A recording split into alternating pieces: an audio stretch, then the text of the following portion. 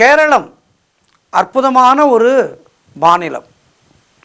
தெய்வங்கள் அரசாட்சி செய்கின்ற மாநிலம் என்று சொல்லலாம் கேரளத்தை.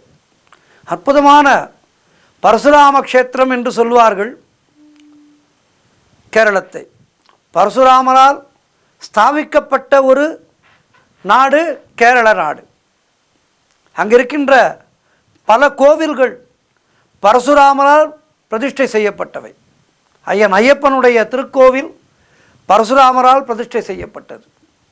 அதேபோல் அங்கிருக்கின்ற பத்மநாப சுவாமி கோயில் பன்னெடுங்காலம் பழமையானது.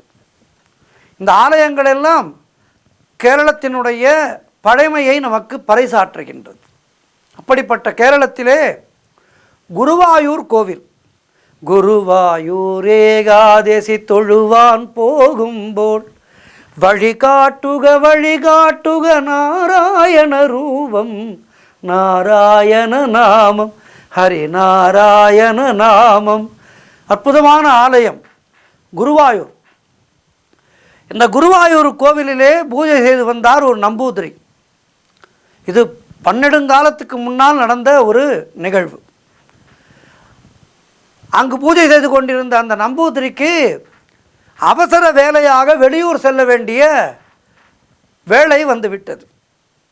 கோவிலிலே பூஜைகள் தடையில்லாமல் நடக்க வேண்டும் என்பதற்காக சிறு பாலகனான தன்னுடைய மகனிடம் கோவிலை கவனித்து கொள்ளும்படி பூஜைகளை தடையின்றி செய்ய வேண்டும் என்று அவனுக்கு பல விதங்களிலே அறிவுரைகளை சொல்லிவிட்டு அவர் வெளியூருக்கு புறப்பட தயாரானார். குறிப்பாக குறித்த நேரத்திலே நைவேத்தியம் செய்ய வேண்டும், அவர் இந்த குழந்தைக்கு புரியும் வகையிலே சொல்ல வேண்டும் என்பதற்காக சுவாமிக்கு பசிக்கும், எனவே சரியான நேரத்திலே நைவேத்தியம் செய்ய வேண்டும் என அந்த குழந்தைக்கு அறிவுறுத்தி விட்டு வெளியூர் சென்று விட்டார்.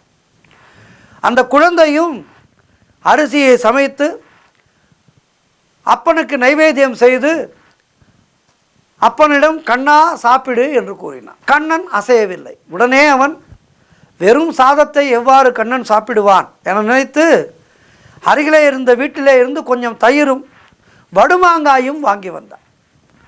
தயிரை சாதத்திலே நன்கு கலக்கி உப்பு மாங்காயை வைத்து கண்ணா சாப்பிடு என்றார்.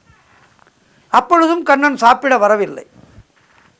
கண்ணா சாப்பிடு சாப்பிடு என கெஞ்சினான் அந்த குழந்தை. ஆனால் கண்ணன் அசையவில்லை.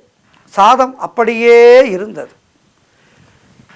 இந்த குழந்தைக்கு அப்பா வந்து நம்மை திட்டுவாரோ என்கின்ற பயம்.